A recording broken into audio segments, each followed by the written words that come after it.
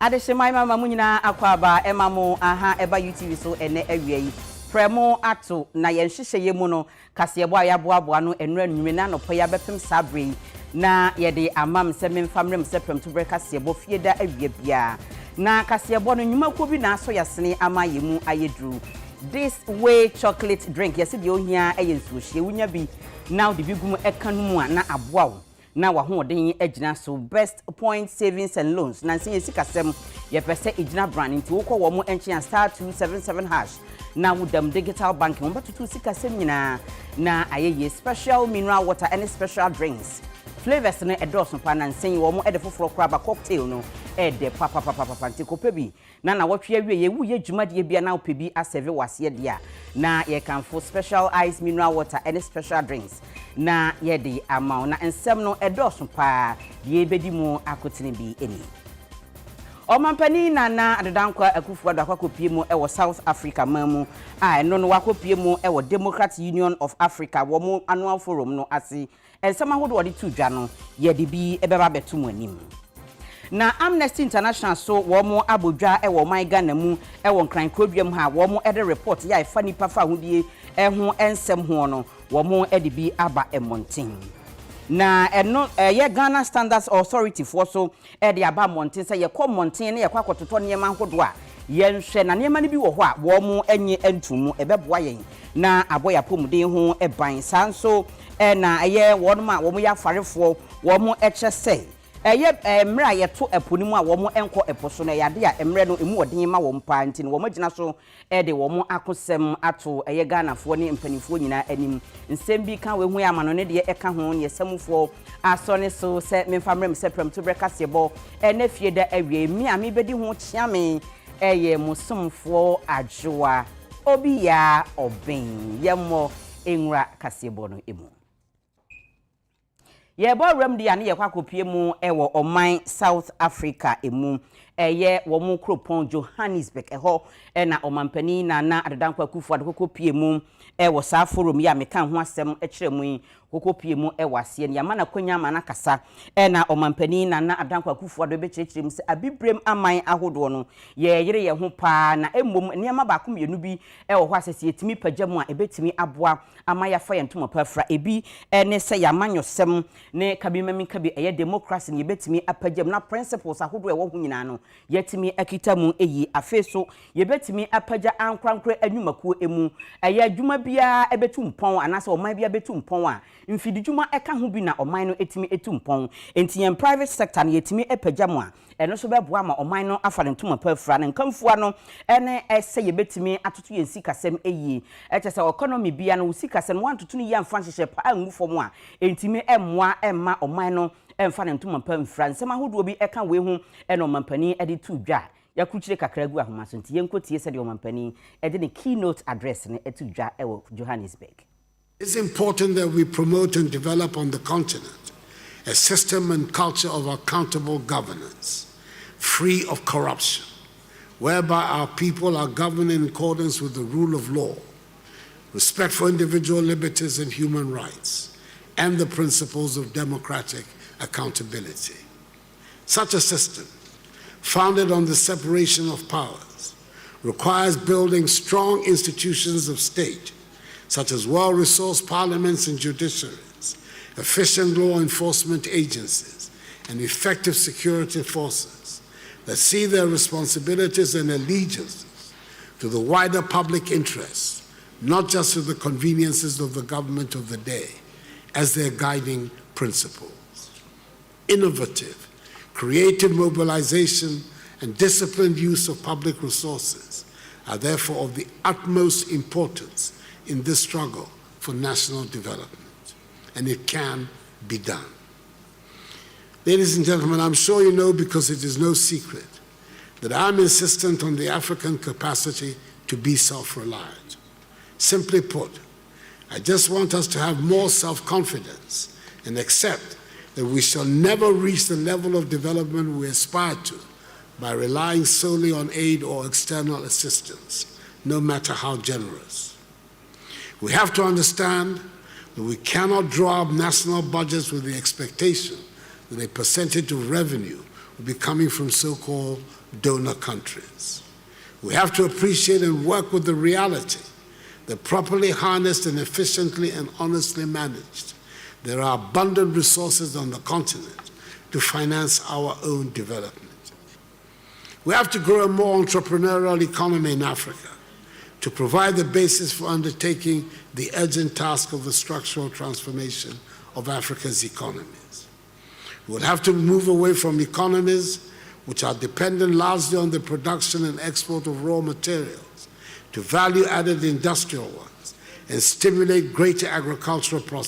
productivity with the help of digital technology. This will accelerate economic growth, enable us to feed ourselves, and create the much-needed jobs for our youth. An increase in intra-regional trade in Africa is the surest way to develop fruitful relations between our respective countries. It will mean a rapid increase in exchanges of our agricultural, financial, industrial, scientific, and technological products, which would enhance dramatically our attainment of prosperity and the prospects of employment for our populations, particularly our young people. Our economies would then be shaped not by the production and export of raw materials, but by the things we make and grow.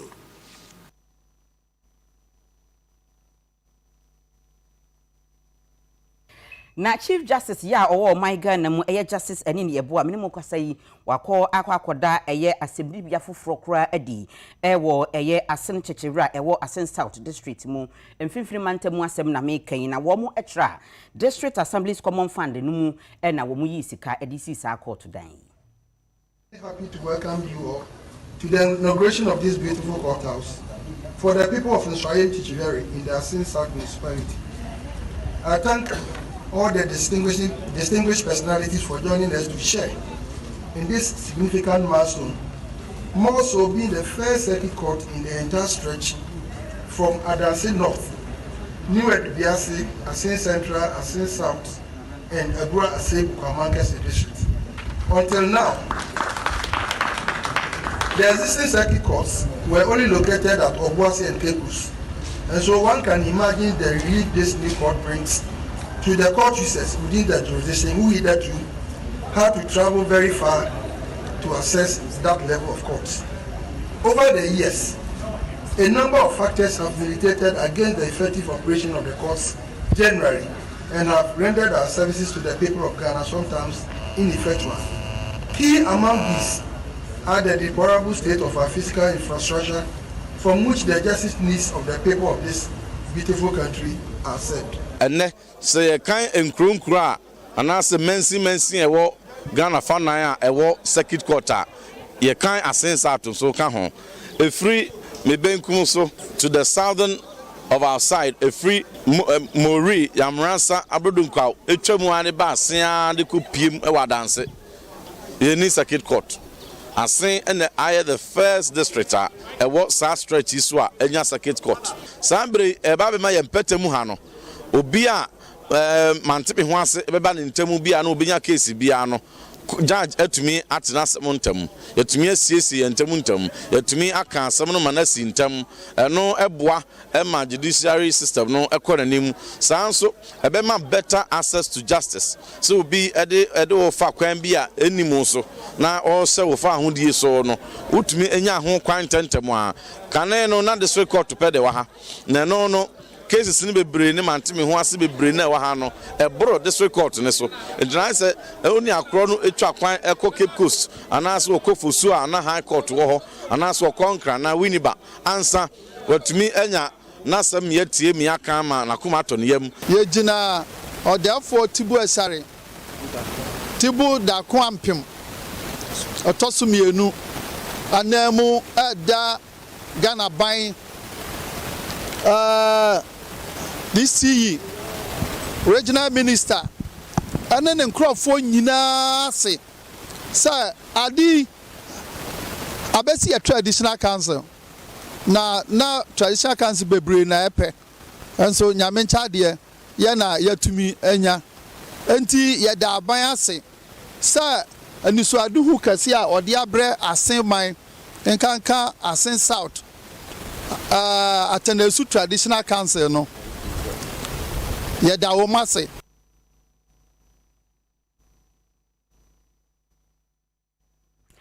Na oswafo abede kira ohwe yakwansra ene amamre ho nsem so Honorable Mark Okreku Mante menemo kase wakwa kwatwa ahoma mu se de beya wo mbetimi ahyase asi amphitheater soronko ewo Kumase ya ewo Asante Mantamu. Ononyanfo Mark Okreku Mante ene ensantrefo twetwe nkomo no ene wadi tu dwa se Ghana mampani Nana Adodankwa Akufo-Addo ene ne MPP aban no womo ene suade hunu baako ene se creative art industry no womo ebehye mu kenana ya kono na ye fe na emfasodie ensoso abaso na afimpimienu ni edu ensia ne mu abra na NPP amayokwo no edo manifesto no eba no womo hyebo se womo ebesisi theaters ewo man afa na baby asane beya ebeboa womo creative art no emu na saa bohye na wo hyeye na aka ho bia enne womo ede aso aba abebo forma womo eba besi amphitheater no ewo Kumase ye no Asante Mantam ha wache mu se womo ede abosome miensa ena di bewie no eye July busumi nimu ewa afiye mu. President Akufo-Addo promised nyama obaso yema the creative industry. First one was the creative art law, and in Tibasha 20th December 2020, right after elections, you passed the creative art law. Again, you bekate sword by 3 years ago, CAC creative art school. So, and ne mokoha mube say it's about 70% done. I say President Yamo can say obey am the creative industry no. Na nimpa and they make us say next month they recruit for the creative art agency. Or some promises Obama creative art fund and also agency in the bar. Creative art fund also ABDH. Then President Akufo-Addo government promises say obesi theater ama the people in the creative be use no more. Even politicians ebenya amphitheater no ho emfa so etiana ye ba ya aye promise aye de man Ghana man creative industry ni say ye be see theater ama won no na nne ye be see amphitheater enye hape ha Tamale Takrade Greater Accra na ye hwe say de ba kon so be see tema President ama yen green light say yensi 5 for the whole country this year. By end of July, Kumasi Diwe, a band, ebe commission. Mayor yo Kumasi ha eyo no nyamfo Samuel Pine wono so ehye bose. Wobeso tourism ministry no asene na sa ade kama ye omba besi na aboa ma creative art industry no akonkan no. De obebi obetimi aboa mo metimi asi awie no. Wono so ebeye na afamu ade. Eyemi de say enadwuma de eba so. Mu a yisini wo me bonnwum agudiba ebegro no ye nibi ntina yem de se ne ye de aso abofom se ye be bibi sei ewo Kumase hanom ebe ma tourism anyini na nyini so amfasode no enye tourist authority ne Ministry of Tourism na benya ho mfaso na mmom ye wo Kumase nyinara if say the local economy no so no ebe bumu amfasode ebeba no eno ne aso de bekrakrakro no memu aye kama no bia nso atremu no enye na somdwe no atima ye na adwuma ebe me ani aba ho mmebi anu bia na ebe ma ye engineers no aba behwe se contractors no adwuma pa eno mo ye na mmerɛ nso a mo di hyema ye no so no wo ma di so. Na oswafo hwe nsase ene obade ne pa atwa ehu ahia so Honorable Samuel Abujina po na ekasai o se sede o mampani Nana Adodankwa Akufo-Addo kan fritiase se wo beko atia galamse no odaso a ekuramu twitwe na ensida se o mampani atwitwa saa okon no anamu da biarada.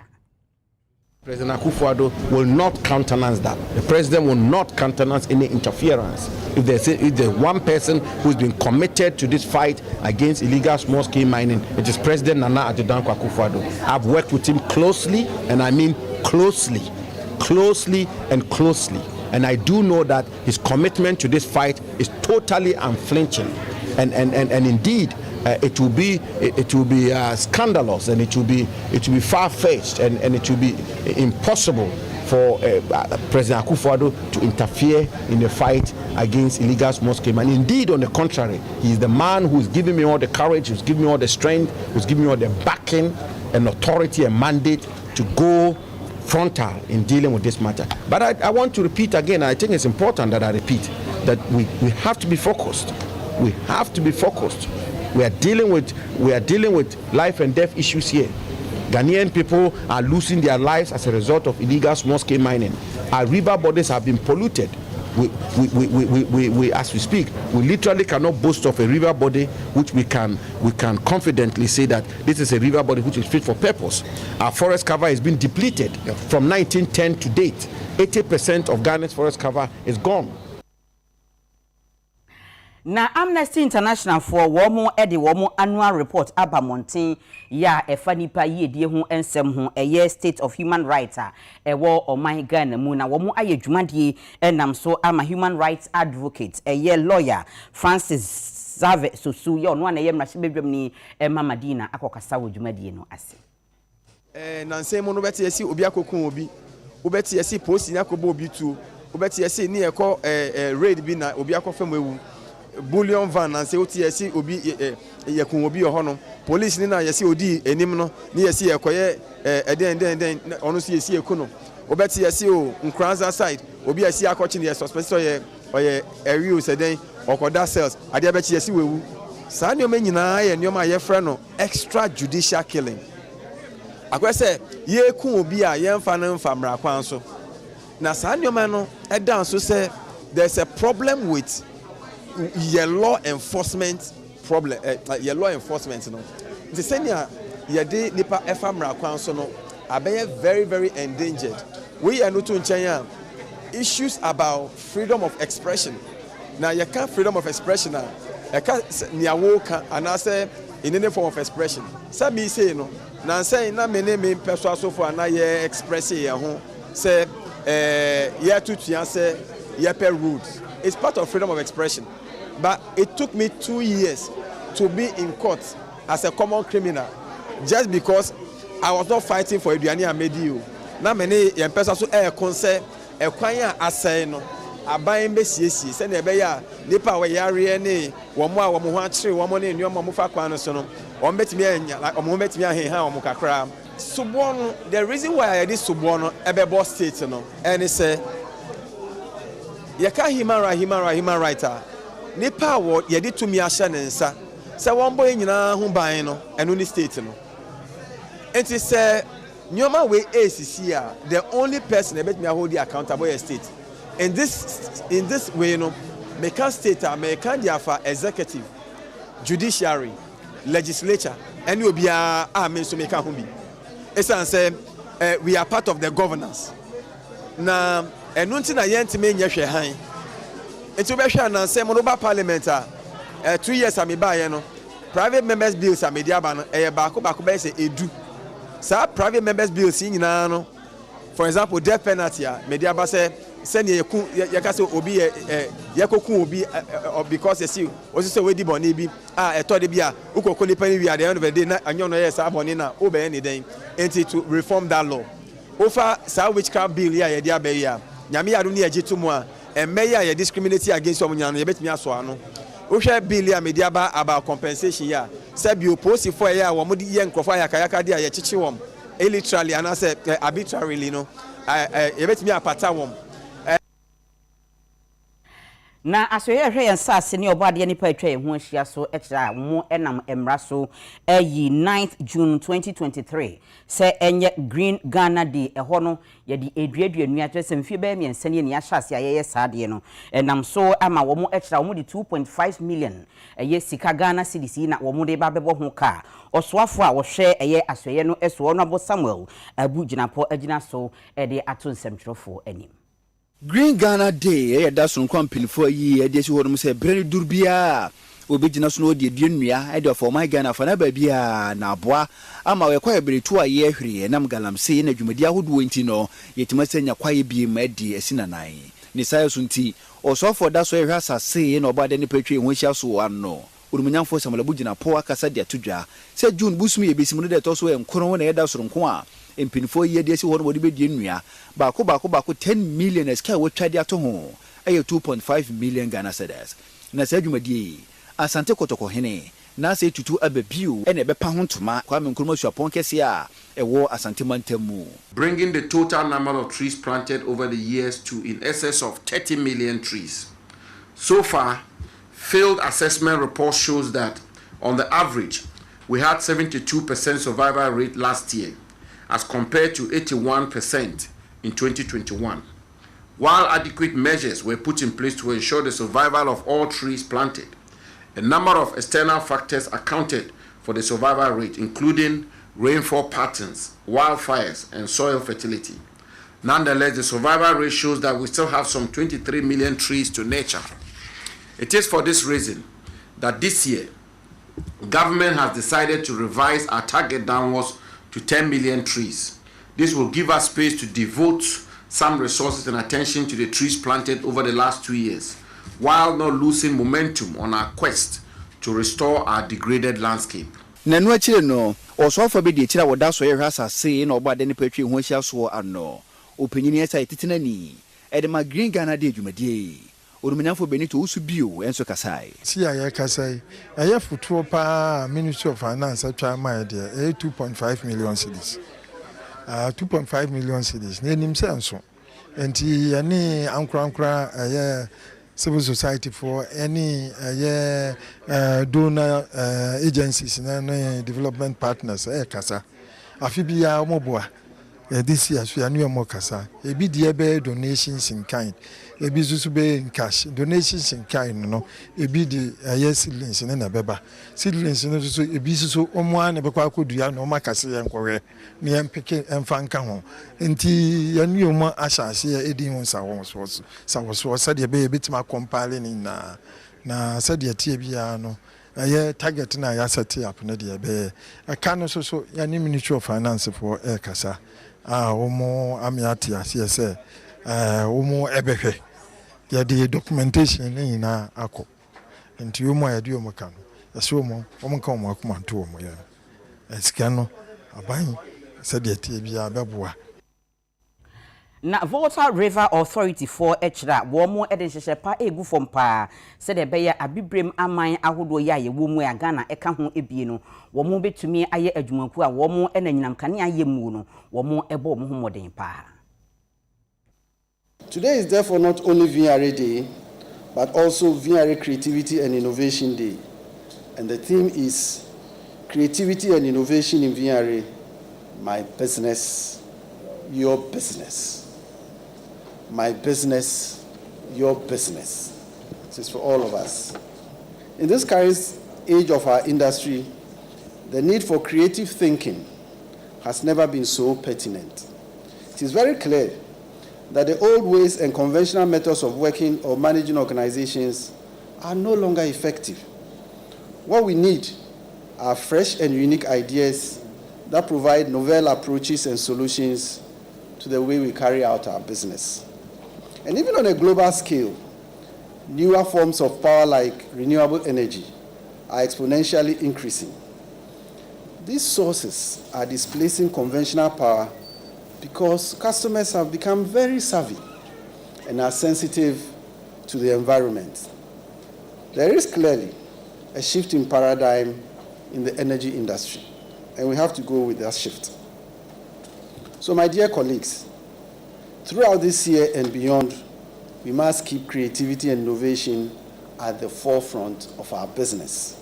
in order to build new markets and increase our competitiveness. I'd like to take this opportunity to thank you all for the massive support. We continue to expect you to support us. Try and have a good experience on the new ECG app. We are not fully done with it, so yes, there are still issues here and there. Please help us. We are adding on to it. We'll keep adding to make sure it gets better. Those who have non-smart meters, very soon,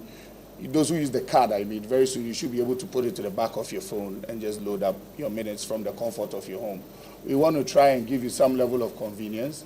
Please walk into any bank and make your payments. Through the app, you can generate a pay-in slip and just walk into the bank and pay your bills. We want to try and make sure that before the end of next month, ECG would fully be cashless in every district office. Na afarefo a womo ewo tema mpotemu ho na womo ekire se ebre ye yesi ho a yedo eto epomu a womo entime enko oposo nkoyi nam no eyade asabre no emoa womo kranti panifo mehwe enka ho asem ema won bibia no mudi process no get no from May to June July no ono emboaye because June no ono na yetime eden yenye nam but May no isioto efremabo it is our time now say ye crosses was ambe mun de ebetimi eden eboaye because June na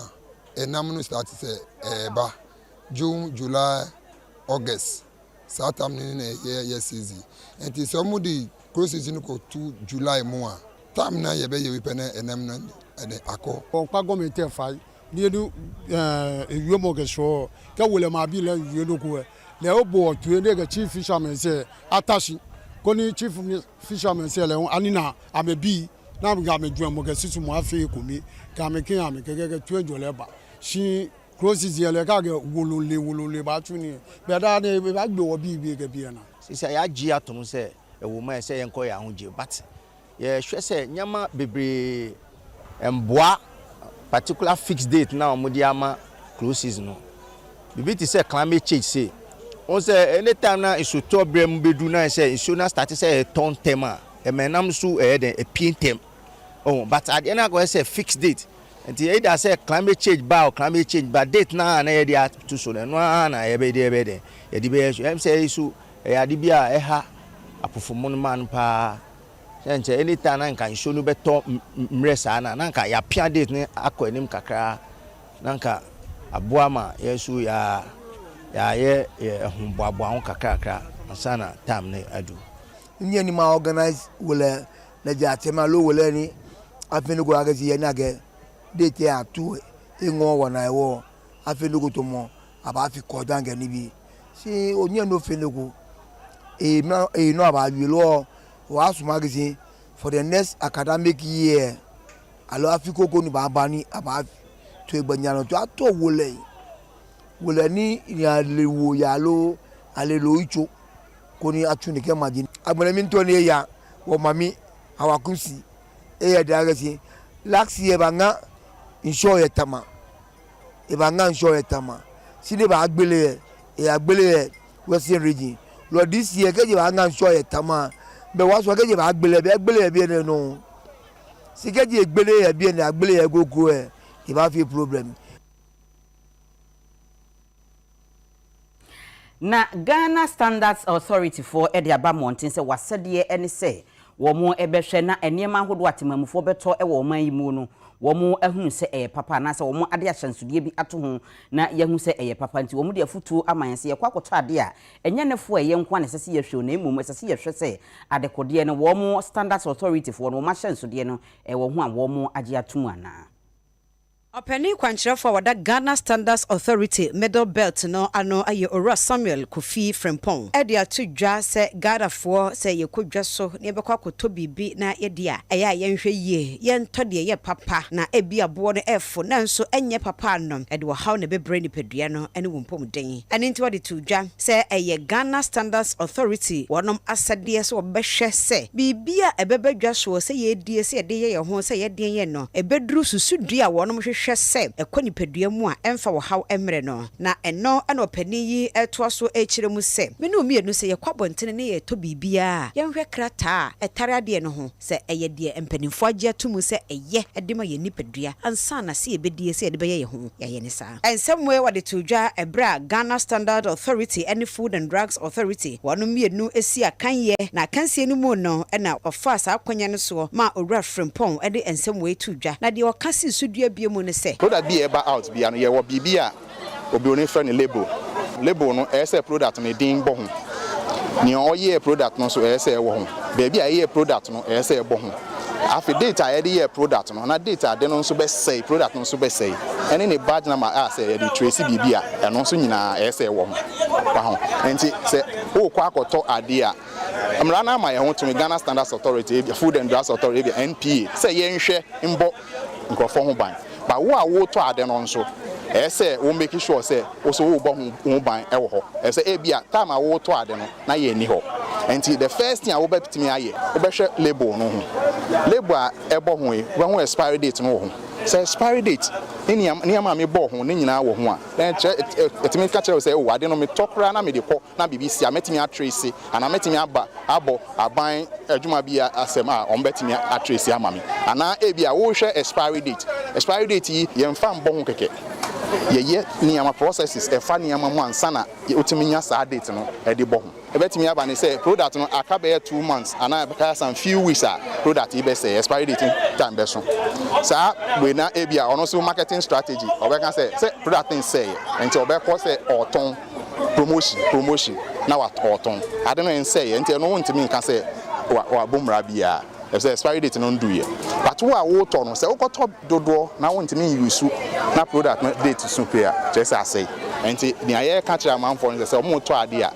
omo nhwe the label no omo nhwe product no say omo wo bibi e chi omo adwun kakra nso a quickly omo boy amani Ghana Standards Authority Food and Drugs Authority say your petroleum products MPA na omo aboy amani enso ye bedi ho adwuma amo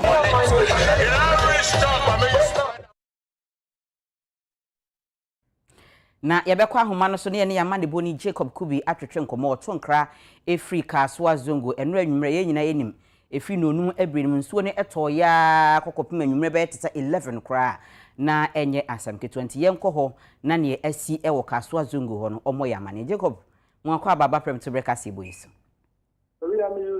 yo ɛdeɛ na asi ɛwɔ Kasoa Zongo yo obepie mo ɛwɔ Kasoa Zongo ɛyɛ committee Zongo ben a Pink FM na enra be say 5 to 6 nimu hono enensu no sha say gemu Kasoa na ejemu sa no eto eche pa ya na enye asankuma na we wo say abra na ensu no eto no na dodo na enifi a makopemu wo omundum mu afansa na omo befie na abra omo bedu Kasoa no ekwan omo befa so edakowura omufie kura no na enya asankuma ensu ato amana bridge ewo Kasoa dodo anu fe no okrudu no yiri mana basoro na eba asoro sa no na enya bibia enfanfan se ebe tene akọ eye amanfo fie na ye fie na ebembe okrudu no nyina no dodo no nyina ye bia na nka eye nsuo ekwan nse na minu ka se ide amanfo abomodin enya sika ato eye ndote eda fele emaisi omosida esi nti sensuo ni to sa na enya kwan enfa kogu eye gankasankasa mu nti gata nkiti na wo mante no enya ye mape asa di aka ne de amafo de mu nkwa na ewura minu ka sei de adehye be mbimpem na omunyama pa access a enye asempukuma na asanu na wo mante mu ho ye Muhammad Ali ena mebo modern ekọ ne nche bisa ne se na so onawo debia wo kọ asamu meeting na sa ohawe eya umfanto eye umpenifo enima na no si odebia da ombeko bia no odeto omoni sense nsu no to sana se na hye no fafo no omofrefe ne sana na kuma sisi ne pa yi na enye se bia onim pa se eye sa ohaw no taba na no onim se nra nsu no beto ma no aye din se na kodi ka kwa na center ko ka chem kofo ma omosisa omoni ma anso bi no ka se die o pa kire mu se eye sa bia na nkasa no eje se odada asamre ni sa Debia is in the pipeline, our pipeline, or nimbe the pipeline kono enam. Nti na ya say abeka ebeba UTV so or we did say penufo omo eye wutu senya west home wutu senya east assembly ho no omo hwe omo also abram omo san ko eye meeting orezi a obenya emwa edefi o na oda ya pase ya bepie mu ho abebia okoka na kane eye abanka tipeni ononya for market mensa eno onu ni onu eko ye mantemu ho mo eno de into hawe ho nyina akokire no emo aneje pene mo mu de gunkrata so nemom aban ye sa to aba yesisa eye marketu mensa no eti sada no besi enne onyamwa bia enfa fie ye honorable Anita Oba log ho mo nti we de UTV abei ona gbede bi o show UTV do o dide say UTV ehwe na omumbe ye omumwan ho yebeda wase wa mane ba odi free Kasoa Zongo de ebre yen de achi de be free mu ababia no na odi abetu yen yenko nsem foforo emu na eye asoye hwe yakwan ne akwantempon ho nsem so na wo mu ekire se wo mu de hyehyɛ foforo kora aba eno no efri Japan ye Japanese artificial intelligence na we no wo mu de ebeboa ama yatumi abo yakwantempon ho eban na atumi akwanko anim kyese sesa na wo mu afidie bi a wo mu betimi de ahwe na yatumi ahwe babia aya akwakudu no matimi aboa asiesi no yie pa Going forward, we used to do a lot of working in identifying our maintenance. We have a machine that identify what we call the IRI, the roughness index. So how rough a road is. Now with this technology, all we need to do is to just buy an Android phone or an iPhone, and then engineer just put it on the dashboard, and even when he's going to site, he can be doing his maintenance assessment at the same time. So it makes it easier for us, so we can do so many things at the same time in a shorter. We have started. I told you, they have not just, today is not going to be the first time. We have started. It's been 4 years. And we go in, we use it, we apply, we look at the documents that has been developed, then we modify it with our engineers. We have a chief, one of our chief directors, he's almost 90 years, Mr. Besam, and he was involved in it. We brought in all our technical experienced engineers to come on board and help us assist in doing these things. We have had training for our regional directors. We have had training for our engineers. We have had training for, in fact, when you come to engineering, we have assistant engineer, senior engineer, principal engineers, and everybody has his specialties. We have a materials engineer, geodetic engineer, quantity surveyor, so everybody will have a share. Already within the past 2 years, we have had series of training in our Koforidua training school to explain to them this one. Basically, it is not a new thing. It is the old one, but using enhanced method to achieve sustainable road infrastructure. So it's not something that the engineers are not aware of, but just in the area of iDreams. That's a new technology. So you use the iDream. How do you interpret the resource? We are hoping that we will have enough financial assistance to be able to do our maintenance. As for the technology, na CSIR for say womo ayenhwehwemu be te se bosome edu nwotwe eni na womo eyeye no womo eye fa product bi ya to ni din se agbenu sa agbenu eno no womo de soya milk na aye na obi wo ho a wono milk aye nantwie die ya enhyeda entena ne yem eyi na ne yem ewo ne kakra enti wono mu a womo entimi enom eye cow milk no womo de foforo kra ba eno no womo fre agbenu a eye soya milk no womo de aye ebetimi abonto. Council for Scientific and Industrial Research, Food and Research Institute, Yetranitia, CSIR, FRI, Impinfo de Kuyano, Edwin Tuma Abo Kubi, Etise Bill Gate, and a Melinda Foundation, Diano, Eda Bosome Bakobaku, Dungo, Nachesafe, and Abusumi Saint Desihono de Yimu. Edia fano nom dia ye feno Burkina eho na nhwemo na chire no enam pinfo edia todwa se Burkina na ye de nantwenu funsuo anase milk na ye no enyo bibia ena moki otimi nom ni padodo na ho no ma milk na enye emomo enu nti se na beye na Burkina ye mfaso ewu mu no Ghana ni ba bia betumi anya binti no empinfo hwehwemu ama na bedadi se obetimi de soya milk asi nantwenu funsuo anase milk na mu na ode ye Burkina no ama na ye yi ase nipa no mu a emfaso obenya edia firi mu no eni otwi hunwi. Yaya research via your support if you Bill and Melinda Gates Foundation. Nessa support in yen, you share soya milk, any Burkina, yeah, as a product. Normally, no one Burkina, ya no more the cow milk, any yana ye Burkina now powdered milk. Your friend is skim milk no. So say near replaces our milk powder with soya milk, and only yeah. Sa product ya ene ye de abi pimo ha ye de kire ye stakeholders nkofo a ye no mu edin sahoso say yatimya ye research ne yatimya ye sa product we they aba out ye be commercializing ne they abedwa so say ne betimi a processing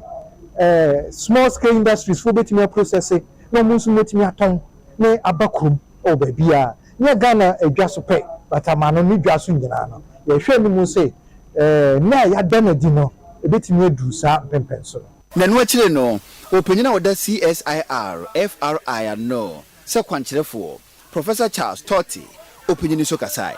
with the funding from Bill and Melinda Gates Foundation, which is in the US, we thought that we should substitute the cow milk with soy milk. The reason being that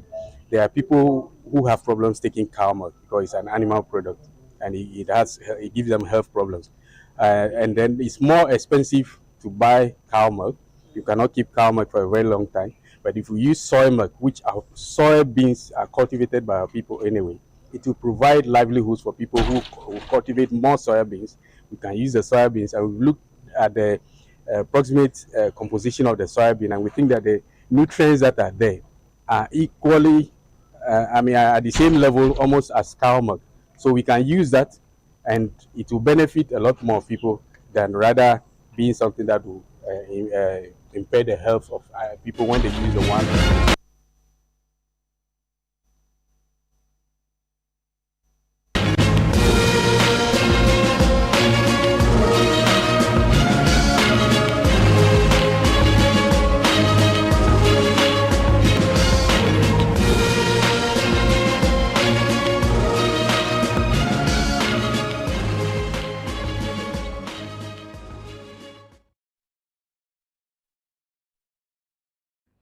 Yemfa kasebo no enko yen community watch mu yenko pie mu ewo adehye a wo mu ewo breman de rampon wa wo mu ewo mfimfiri mantamu wo mu ekira empuntuo paade abonti aban behwe na wonye bi ma wo breman de rampon na yekure wo esikuma odobembra kwa mensene mu ewo mfimfiri mantamu na adehye no enu UTV kasebo akasa afa UTV kasebo so ede ato aban ni se wo sra ban pa ene man ketenkiti bo no meboa e mani pasete na mu etimi konkan ebi etese nsupa obenya bianom kwampa ene nyina monkane anyina na bo mu pa ama setire mu ayedin ye de amom nti wasra ban sa ban mehwe na wonko mwa na wo bre wohwe kwan a yegina so ya me no kase ya brom be yi kwan enye nne a oman fa coveta anka ho ye kan etu ho anamon akwa assembly ye de letters ni ade keka ho akwa atina yenya ho anu ye bia ye mpani eje mensa oy MP ofo kwan so MP so ma abasin eni won a ono otisu sese eni DC isa omo ha nyina de akọ ne de o ha wulsnata ne de otisu sese enyinara ha na atam so a abatu tam so a omo be campaign eni rallies ni ade kasi wo hwa sese kura kasi ebe anam sa ha ne yesane munti speed no mo ba yes topo mu bia enye djuma there was a time enye nyame na ti ase a ebi afofia enka car bi eti sai ebekum obi eti ne fie enene 2 weeks ya and 2 weeks po and so the same thing and the kwan so the kwan so nti car no bi efi kwan so a okoto obi fie ye kwan no a abamba ye no gotes na de nyina ambaso ntama kwan nyina ese ehwere onumpo aya mamba school fu nkola nkra paso ente emama eyehu nyame pa na aboayen po na bibi na haso ena cars tuminya accident kwano ekro no so kefum ena ewo ente etumi ba sekari bi otwo bi hu a ena wabofom wa ye kwan na aye no ayehu mankwalei so free from ba na so free ensure ba mpo na cars ba omunya bute kra wo kronim nti wo ka se wo ma wo kwan kakra bia na atogwate na akpoto efom ebra wo hye no ma na se wo ko wo ba bi na wakwanya accident bia ehu ehia nti e besra ban so mba bua yen ombetwe nani enhye ye mmesiafo no ombe ye kwan no ma yen ade ehye pa isa gotes ye wo krum ye am se kwan na isa abrasan wo fu a wo ntumi fu na nanse askwal bo to gote mo ha because of them ko pen akra bi no gote sunzi nkwe na to mo ha yan pan aduna ka se ndesi ya gurukura anti kwan na nya de hie pa okrum ha na spiram no kwan so science se obohwe bo hu ofi etisi ba na afo ade sane pa anti o ma e bon pin so say e tu he bo bon pin yan bon pin so ankwara so ade tia na adent pan acha na adent pan zama adent abai mo hwe onye ma he na se wo fia so ko people sa ekwan no ma so ma jebi o bebi ho asai kura cars ni ba omo bre ama abua mo esa mo je no omo je over sa abua no nje sra aban ene empen for se ombo wa jana mbua na ya ha so kru na yum no ekwan so sane se experience na ma speed na drivers ni ba no eya e hadwen